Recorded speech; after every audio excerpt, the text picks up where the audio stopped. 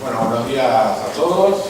Para mí es un honor contar con su presencia. Quiero agradecer especialmente al observador por esta invitación para poder estar con ustedes y haber podido conocer personalmente a Martín. La presencia de Martín justamente me permite limitar la región a Uruguay. O sea, para hablar de Argentina tenemos al experto aquí. Así que voy a restringir el título de esta invitación a lo que considero que son factores críticos de la competitividad en Uruguay. Entonces, bueno, para hablar de competitividad, a ver qué indicador usamos y bueno, Martín se va a quedar que la idea, bueno, empezar a verlo rápidamente a partir del indicador de resumen, que es el más que normalmente se utiliza para estas cosas, que es el tipo de cambio real, con todas las virtudes y defectos que pueda tener el tipo de cambio real como indicador de competitividad. En realidad es un precio relativo, pero en líneas generales pinta bastante lo que puede ser la relación, digamos, entre lo que son precios domésticos y precios internacionales. Razonablemente uno puede pensar que si el país está caro internacionalmente, el país no es competitivo; si el país está barato internacionalmente o comparado con el resto del mundo, el país es competitivo.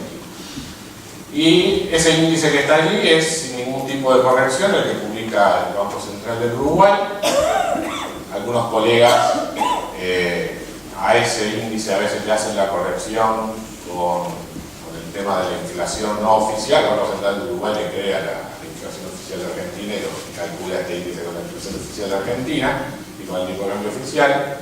La corrección con inflación real de Argentina y con tipo de cambio paralelo da alguna diferencia en el periodo, pero en líneas generales la tendencia es la que está allí. Uruguay, esta es una historia larga, la que está en la gráfica, desde 1977 para acá, y básicamente muestra dos cosas. Una tendencia a moverse en torno a una media, ¿sí? Y estadísticamente es un proceso estacionario en torno a una media. Y lo que se ven bien claros son los periodos donde hubo de mayor apreciación del peso uruguayo, fines de 1981, mediados del año 2002, que fueron los momentos que después fueron seguidos de un rebote importante en términos nominales y reales en el tipo de cambio. Y bueno, observen ustedes, el nivel actual está más apreciado que en junio del 2002 y está más o menos, todavía no ha llegado, digamos, a los niveles previos a la ruptura de la tablita en 1982. Pero estamos en un nivel donde tradicionalmente a partir de aquí ha ocurrido algún tipo de rebote, algún tipo de retorno a la media, digamos, en este proceso. Obviamente esto no quiere decir, siempre está la discusión de si estamos con el tipo de cambio atrasado o no atrasado. Obviamente en términos estadísticos y con respecto a la media histórica lo está, pero explicado por ciertos fundamentos de lo que es la realidad del funcionamiento de la economía uruguaya hoy. No es simplemente un capricho de las autoridades económicas que el tipo de cambio esté donde esté. Hay una coyuntura regional e internacional y una dinámica de gasto doméstica que de alguna manera explica este proceso, y es sobre el cual quiero concentrar esta charla. ¿Por qué estamos con este tipo de cambio? Además, no estamos solos con este proceso. En esta gráfica está el tipo de cambio real y el costo laboral unitario medido en dólares en nuestro otro vecino, digamos, que es Brasil. Como dije, de Argentina, pregúntenle más. Brasil, observen ustedes, esta gráfica es de 1995 para acá. Brasil también, a comienzo de este año, estuvo en niveles de tipo de cambio real muy similares a los anteriores a la ruptura, a la devaluación de enero de 1999.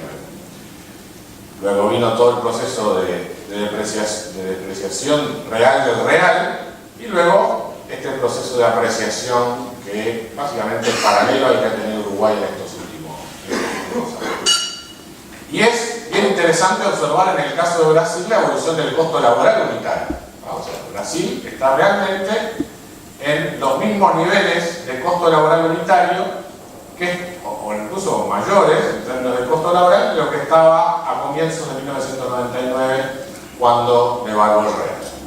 Esta segunda gráfica, esta línea roja que está acá, muestra además algo bien dramático. Brasil en todos estos prácticamente 15 años ha tenido cero mejora en términos de productividad. O sea, tenemos el mismo tipo de cambio real que 15 años atrás y básicamente el mismo costo laboral. O sea, no hay ajuste por productividad, no hay nada en el funcionamiento de la economía brasileña que haga que en términos de costo laboral Brasil sea más barato que hace 15 años debido a una mayor productividad. Está exactamente en la misma situación y por eso no debe extrañarnos que cuando Brasil, el real llega a lo que hoy son niveles, lo que hace un año eran niveles de 1,80 o hace 2 o 3 años eran niveles de 1,80, 1,90 y ahora son niveles de 2,05 o 2,10, empieza a tener serios problemas y tarde o temprano viene a la menor señal adversa en los mercados un rebote en el tipo de cambio.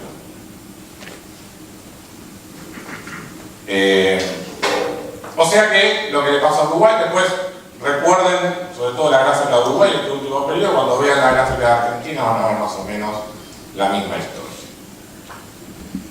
Entonces, si aceptamos que estos son indicadores, estos indicadores de tipo de cambio real, los aceptamos además como indicadores de competitividad, o sea, ¿cuál es la relación que uno debería esperar? Y aquí vengo un poco a la elaboración del argumento de fondo en términos de competitividad. Entonces, si el peso uruguayo está fuerte y eso implica que es caro, Uruguay es más caro que el resto del mundo, ¿verdad? Entonces, eso debería tener un efecto, periodos siguientes, un efecto negativo sobre el nivel de actividad o sobre la producción. Eso por un lado. Ahora, también se observa, ¿verdad?, que si lo que impulsa la demanda doméstica es otro factor, ya sea algún factor doméstico de impulso al consumo o algún factor externo, también ocurre que cuando el gasto doméstico empieza a crecer, eso presiona sobre los costos y eso genera, digamos, un aumento de lo que son los costos domésticos respecto a nuestros precios internacionales. Entonces observamos también un fenómeno de apreciación de la moneda. O sea que el hecho de que la competitividad en principio uno lo piense como que es algo negativo para la producción no implica, ¿verdad?, o no quita que en un periodo donde la economía está creciendo impulsada por otros factores, uno observe simultáneamente crecimiento y apreciación de la moneda. Y además está decir que si además la economía tiene ganancias de productividad, ¿verdad?, o sea, sobre todo en el sector exportador, ahí normalmente un país crece aun cuando su tipo de cambio real se aprecia o su moneda se fortalezca. Y el ejemplo más claro de eso es el largo periodo de apreciación del yen desde mediados de los 50 hasta fines de los años 80. Ahora, ¿es esta la historia que uno observa en Uruguay? Perdónenme un poco la confusión de esta gráfica, es una nube de puntos donde básicamente lo que trato de medir allí es en el eje horizontal es el desvío en el tipo de cambio real respecto de la media esa que observábamos en la primera gráfica, y en el eje vertical está el crecimiento del producto. Esto es en el mismo periodo. Si fuera negativa la competitividad, el tipo de la apreciación de la moneda respecto del producto, esta relación debería ser con pendiente negativa. En cambio, los datos en Uruguay muestran claramente, y además en términos significativos, que hay una asociación positiva entre ambas variables. O sea, Uruguay ha tendido a crecer más en las épocas en las que su moneda ha estado apreciada. ¿Cómo se explica esto? Bueno, esta es la explicación del lado de la demanda, claro. Como estamos creciendo, tenemos impulso en el consumo, y bueno, eso genera presión sobre costos internos, y los precios internos crecen más que el tipo de cambio y demás, entonces el peso uruguayo se fortalece. Esa debería ser la realidad. Esa podría ser una posible explicación, ¿verdad?, de esta relación que observamos aquí en el gráfico. Y además la dirección debería venir de crece la demanda doméstica, crece el producto y después se aprecia la moneda.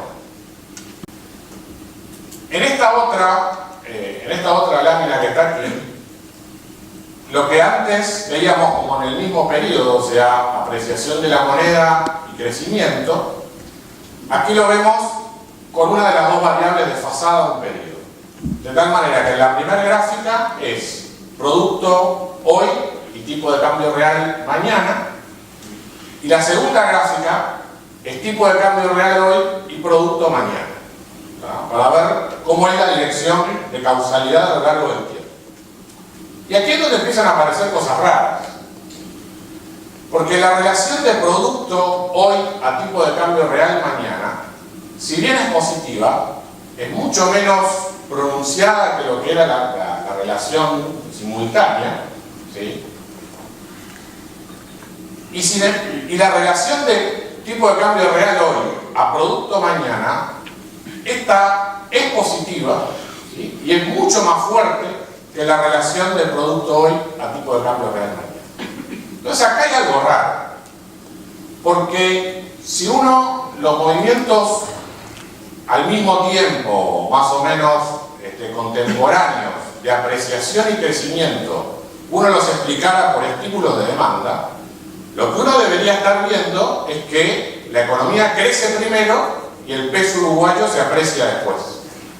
En cambio, el argumento de que la pérdida de competitividad es mala para la economía no parece estar presente en este segundo gráfico.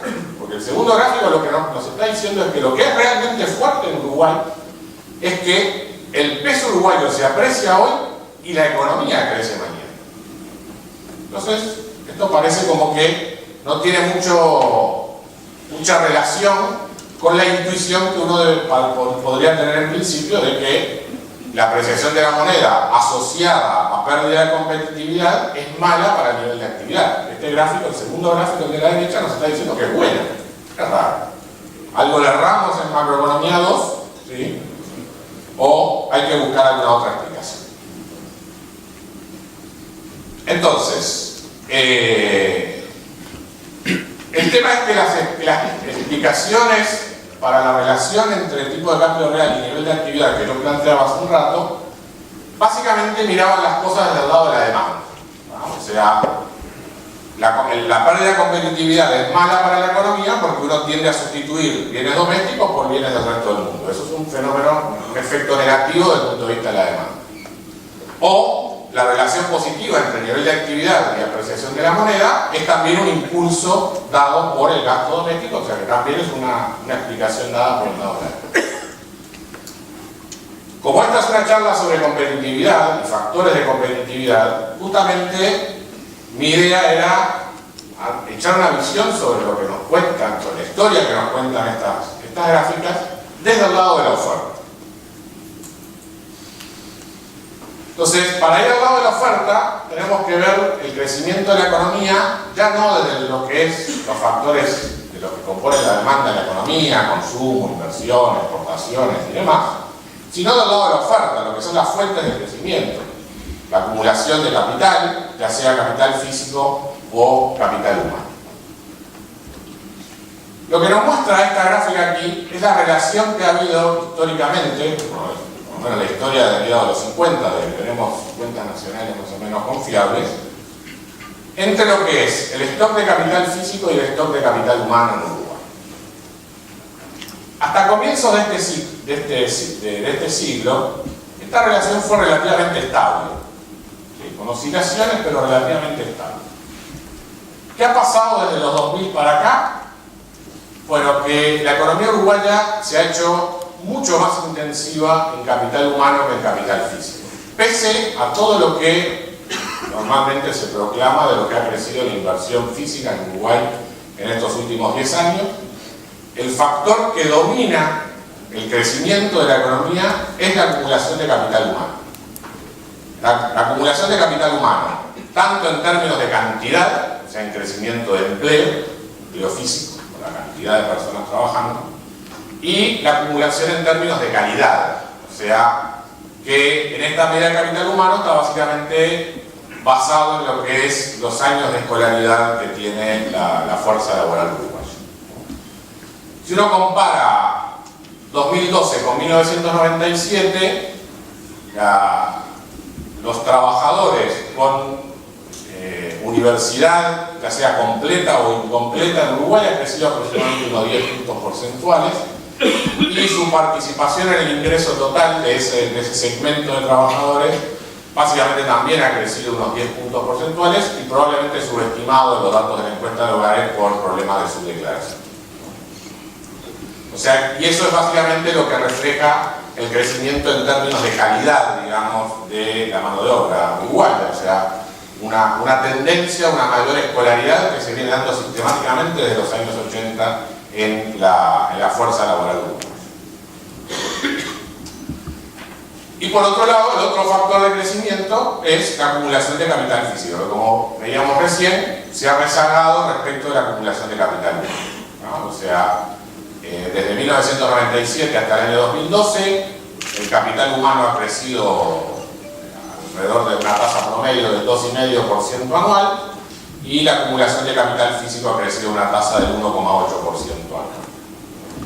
Y ese 2,5, digamos, de crecimiento de capital humano es 1,2% anual de crecimiento del empleo y otro 1,2% de crecimiento de calidad de la mano de obra en términos de esta medida que basada fundamentalmente en la escolaridad de la mano de obra. Ahora bien, esta historia es un fenómeno.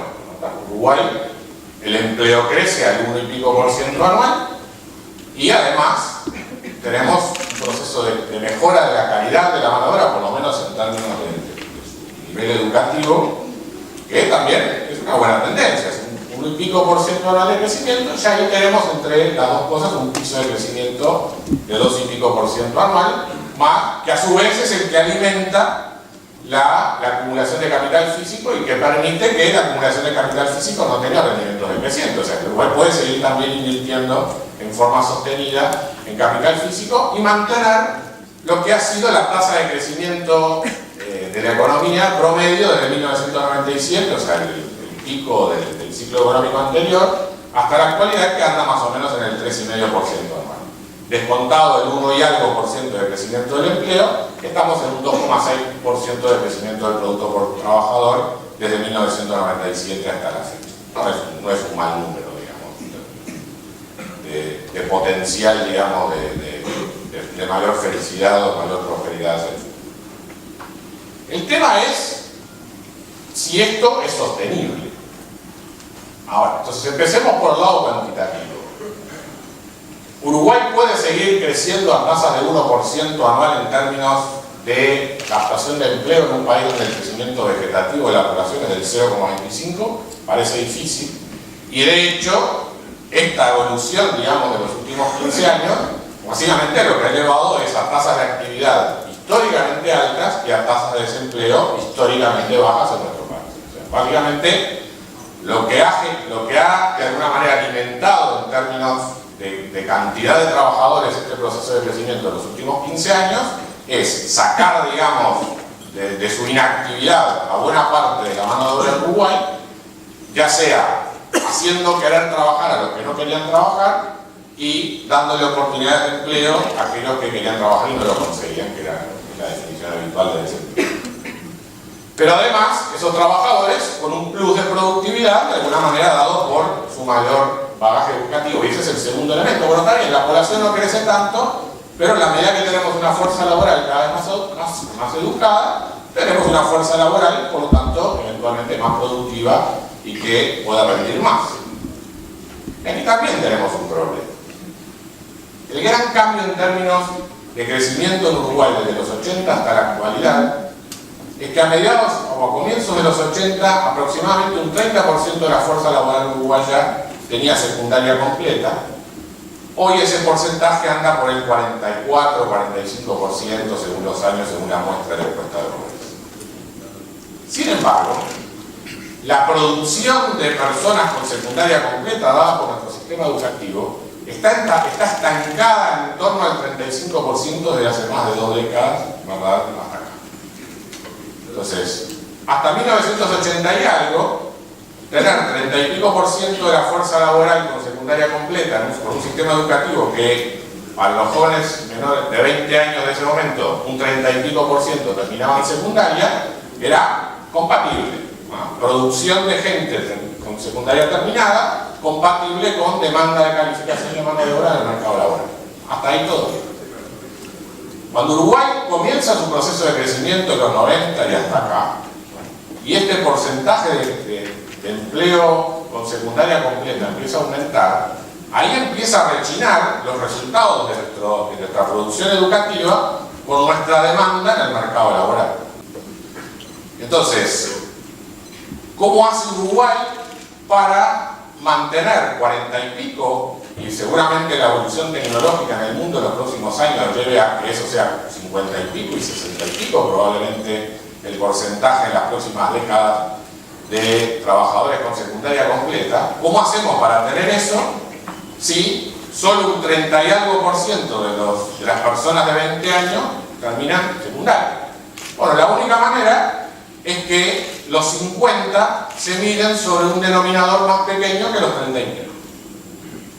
Entonces, si hay 100 personas de 20 años, de las cuales 30 y pico terminan secundaria, bueno, habrá un 45% de trabajadores con secundaria completa, porque esas 30 y pico se dividirán no entre 100, sino entre 80 o 85. Y bueno, y de hecho nuestro sistema educativo genera un 20% en cada camada, digamos, generacional, de personas que tienden a quedar excluidas del mercado laboral. Entonces, la población crece poco, nuestro sistema educativo no genera volumen de educación suficiente para lo que son las demandas del mercado laboral, y entonces ahí aparece lo que algunos de ustedes que me han escuchado en otras charlas ya estarán aburridos de escucharme, es lo que yo llamo el efecto cantera. ¿Sí? Por asociación a lo que ocurre con un club de fútbol que tiene su propia cantera de jugadores juveniles. Si uno tiene un equipo con una buena cantera juvenil, puede armar un equipo competitivo sin tener que salir al mercado a pagar jugadores. Lo que hablamos anoche de la River Argentina. Sabés que la discusión sobre la actualidad económica argentina en la reunión previa fue verdaderamente roja. Entonces, si a uno le pasa como River Argentino, que sale a comprar jugadores por allí y no genera cantera, tiene que pagar salario de mercado. ¿No? ¿Qué le pasa a un país cuyo sistema educativo no genera mano de obra calificada de manera suficiente para lo que son las demandas del mercado laboral? Y bueno, tiene que pagar salarios de mercado competitivos a nivel internacional. Si uno quiere tener salarios competitivos a nivel internacional, ¿cuál es la contracara de eso? Su moneda tiene que estar apreciada. Entonces, la insuficiencia del mercado laboral uruguayo hace que Uruguay solamente pueda crecer a las tasas que ha venido creciendo en la medida que las condiciones internacionales le permitan ser caro en términos internacionales. Eso es básicamente lo que yo le llamo, digamos, y es la razón por la que yo encuentro que cada vez que Uruguay empieza a crecer un poco, inmediatamente se vuelve tremendamente caro en términos internacionales. Y si uno mira lo que es las experiencias de crecimiento a lo largo de todo el orbe, ¿sí? Básicamente no hay experiencia de crecimiento sostenido durante muchos años y manteniendo la competitividad doméstica que no haya estado acompañada de una profunda reforma educativa. Esos son los milagros del sudeste asiático. Todas esas experiencias en general vienen acompañadas de un proceso por el cual las tasas de éxito del sistema educativo mejoran significativamente de una generación a otra. ¿Cuáles son esas condiciones favorables que son las que pues claro, uno no puede agarrar y decir de esto, bueno, mirá, decirle al Banco Central que planche el tipo de cambio y que nos atrase el tipo de cambio de una manera brutal, porque entonces así crecemos. No, esto no es un factor exógeno de Uruguay, sino que es un factor endógeno generado por circunstancias externas favorables. ¿Cuáles son esas circunstancias externas? Bueno, básicamente lo que hemos vivido durante esta última década en términos de precios internacionales. Aquí en esta gráfica tenemos tres commodities, en línea roja energía, en línea celeste metales preciosos y en línea que no sé de colores, parece naranja, no sé qué es, alimentos. El deflactor de los tres índices de precios es lo que el Banco Mundial calcula como el índice de exportaciones manufactureras de países industrializados. Entonces, que en esa muestra ha ido incluyendo algunos países emergentes con sector industrial importante como Brasil y otros, ¿no? Pero básicamente esta gráfica es como una especie de descripción de un típico modelo norte-sur de crecimiento, ¿verdad? Donde lo que observamos en esta última década es el triunfo del sur, ¿no? O sea, los precios de materias primas, ¿no? Y para nosotros en particular como productor de alimentos, han crecido mucho más que los precios de lo que compone mayor parte de nuestras importaciones, que son productos manufactureros. Entonces, esto es como una enorme ganancia en términos de intercambio para los productores de materias primas. Que se observan alimentos, pero también se observan energía y también se observan los metales. ¿Sí? Y esto es como esto es común a toda la región, es lo que hace que nuestro fenómeno de apreciación de la moneda sea común en toda la región, incluso en Argentina, como vamos a esperar a partir de un rato, según el tipo de cambio. Pero bueno, eso es para adelante. Entonces, fíjense ustedes en la historia, estos son desde los años 60 para acá. Nosotros decimos, oh, qué suerte, tenemos a la China que es la que ha mejorado nuestros alimentos. Yo creo que eso son una pequeña parte de la verdad. Porque si uno mira los precios de los alimentos, eran más o menos iguales en los años 60 que ahora en términos relativos a los productos manufactureros. Claro, la calidad de las políticas económicas hoy es mucho mejor que la calidad de las políticas económicas en los 60 y eso nos permite estar creciendo hoy y no de una forma mejor de la que lo hacíamos en los años 60. ¿Ah? Pero los precios, estos precios relativos, ¿sí?, no están mejorando hoy porque haya un montón de chinos consumiendo cereales en el mundo. En parte es eso, pero en realidad es un fenómeno que está por detrás y es una combinación de políticas monetarias extremadamente flexibles en lo que va del siglo, en lo que va de este siglo, en el mundo industrializado, comparado con una situación a nivel manufacturero que desde fines del siglo pasado y comienzos de este siglo, en el mundo industrializado vio enormes aumentos de productividad y reducción de costos. Con lo cual, engañó durante mucho tiempo a la Reserva Federal en Estados Unidos y al Banco Central Europeo en cuanto a que la economía podía crecer sin presiones inflacionarias, incluso hasta con riesgos deflacionarios, ¿sí?, por los aumentos de productividad en el sector manufacturero y en toda la cadena logística que llegaba al consumidor. Y entonces, eso alimentó, y vamos a mantener tasas bajas y políticas monetarias laxas, porque con todos estos aumentos de productividad, capaz que si no, empezamos a tener deflación. Y después vino la crisis. Entonces, entre los aumentos de productividad primero y la crisis después, con el desempleo que esa crisis ha traído a nivel del mundo industrializado, tenemos que esa inflación internacional generada por estas políticas laxas desde fines de los 90 hasta ahora, ha ido hacia los sectores donde los aumentos de productividad no fueron tan fuertes en estos últimos 15 años, que son básicamente productos agropecuarios, metales, commodities en general.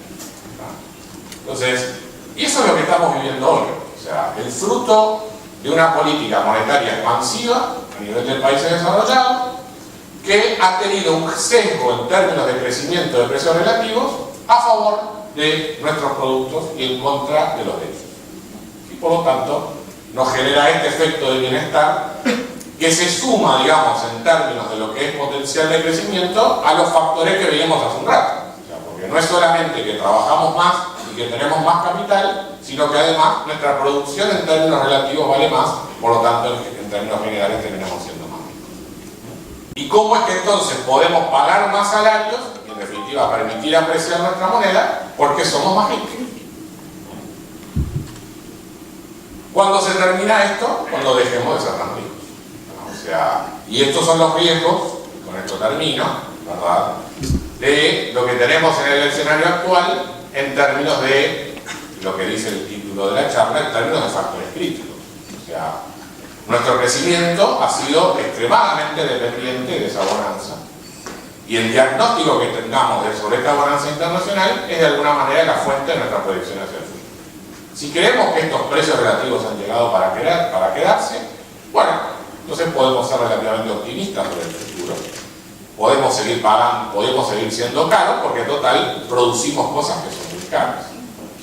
Ahora, si esto es un fenómeno cíclico, básicamente asociado a una política monetaria expansiva, que no va a terminar mañana, ni el próximo semestre, ni en el primer semestre del año que viene, y probablemente tampoco en el segundo semestre del año que viene, pero en el 2018-2019 seguro que terminó. ¿Sí? Entonces, este estímulo que hemos tenido hasta ahora se nos acaba. Esta posibilidad de pagar más de lo que paga el resto del mundo por los servicios que tenemos en nuestro país también se termina. ¿Y qué es lo que nos queda? Nos queda nuestro crecimiento vegetativo y nos quedan los resultados de nuestro sistema educativo. Y ahí estamos complicados.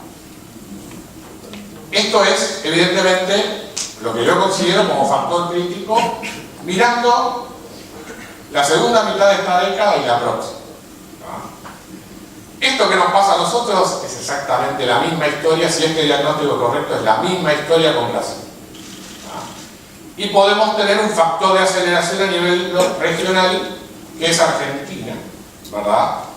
Donde en algunas cosas se ha comportado de acuerdo a esta dinámica dada por el resto del mundo, pero también ha tenido su casuística propia, tiene su casuística propia que impacta directamente en nuestro mercado de cambio, ¿sí? Y que puede hacer que alguna de estas reversiones de efectos, por lo menos parcialmente, la empecemos a sentir antes de lo que pueda ser el cambio de las políticas monetarias en el mundo industrializado, por la estrecha relación que existe entre nuestro sector de servicios y el sector de servicios energéticos. Esa es una relación única que tenemos con Argentina, no tenemos con ningún otro socio comercial. La opción de comer, ir al cine o al teatro en Buenos Aires o en Montevideo, no la tenemos entre Montevideo y San Pablo o Montevideo y Porto Alegre. Y como cuando uno va al cine y va a comer, de paso también pasa por la peluquería, también los servicios de peluquería están arbitrados entre Montevideo y Buenos Aires. Por tanto, todo el sector de los transables entre Montevideo y Buenos Aires está arbitrado y por lo tanto Uruguay no puede ser caro en comparación con Argentina si Argentina hace alguna modificación en su política cambiaria que nos deje desfasados en términos relativos. Pero para saber si eso tiene un efecto inmediato o no, los dejo con